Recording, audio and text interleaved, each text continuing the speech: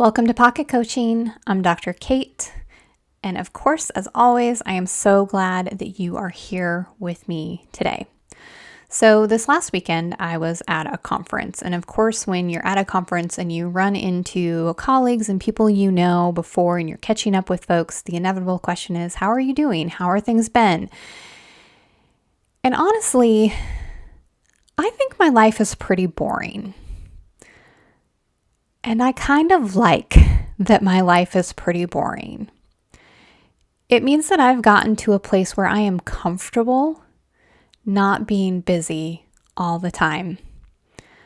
I find comfort in not going all the time, and I have been able to release that feeling of guilt. So I don't feel like I have to have a packed schedule in order to feel worthy. So I didn't have to play the game of who's busier than who, because that wasn't a competition for me. So I noticed that when people asked me how I was doing, I was able to say good and really mean it because things are good.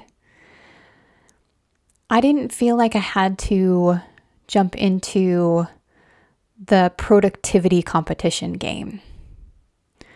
And so I want to encourage you to find some space today, this week, to embrace being bored, to embrace boredom.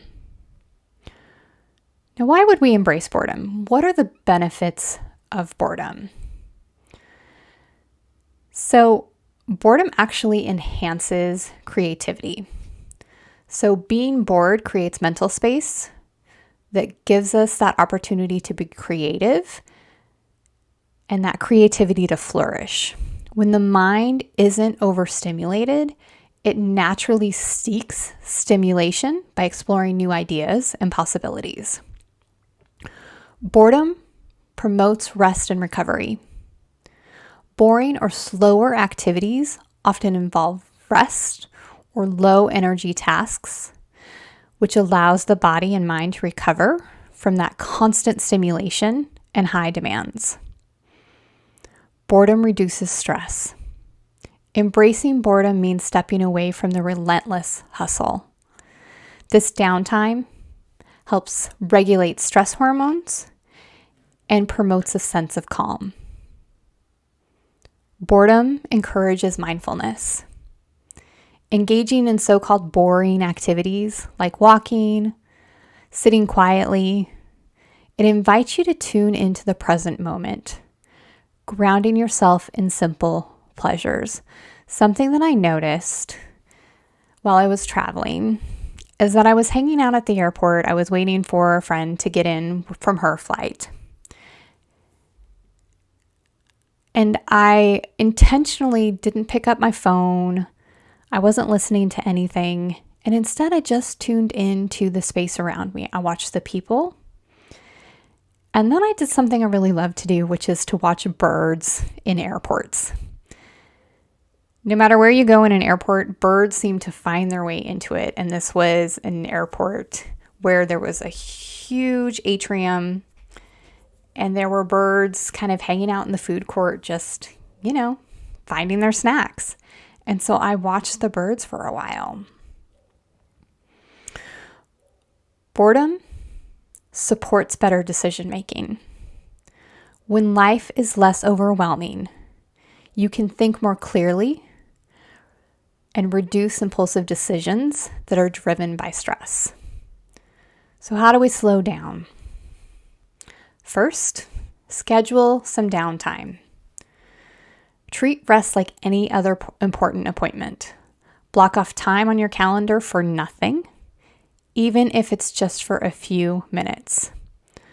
And then try to continue to schedule that time and try to work up to like 15 or 30 minutes. Tip number 2, practice saying no.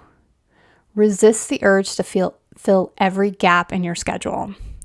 And saying no protects your energy and your time for what truly matters. Tip number 3, engage in low stimulation activities. So choose activities that don't require intense focus or multitasking, things like coloring, knitting, or watching the clouds, or in my case, watching the birds at the airport. Tip number 4, set boundaries with technology.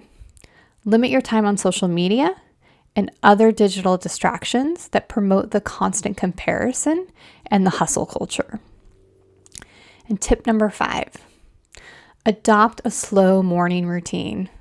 This truly is my favorite thing and probably the biggest thing that has supported my ability to have less stress in my life is having a slow morning routine. Start your day intentionally. Could be with stretching, journaling, or a cup of coffee without other distractions. So how do we absolve that guilt from not hustling? We need to redefine productivity. So remind yourself that rest is productive and that you can't pour from an empty cup, and downtime enhances your long-term effectiveness. Focus on sustainability. Burnout can come from overworking, not underworking. Taking time off prevents burnout and ensures that you can stay engaged for the long haul. Reflect on your values. Consider what constant hustling, whether that even aligns with your core values. Prioritize what's most important rather than chasing those societal expectations. Celebrate your small wins. Acknowledge what you've accomplished rather than fixating on what's left to do. And finally, give yourself permission. Remind yourself that rest isn't just allowed, it's necessary. You don't have to earn it. Write affirmations like, I deserve to rest, or it's okay to slow down.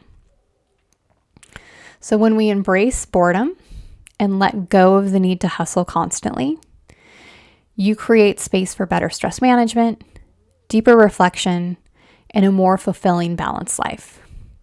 Slowing down isn't laziness. It is a strategic way to protect your mental and physical well-being. I hope that you found today's lesson helpful. If you did, would you share this with a friend? Either forward the email or send them the link from the lesson. Would love to have more people embrace a boring life. I hope you have a beautiful day, and as always, be well.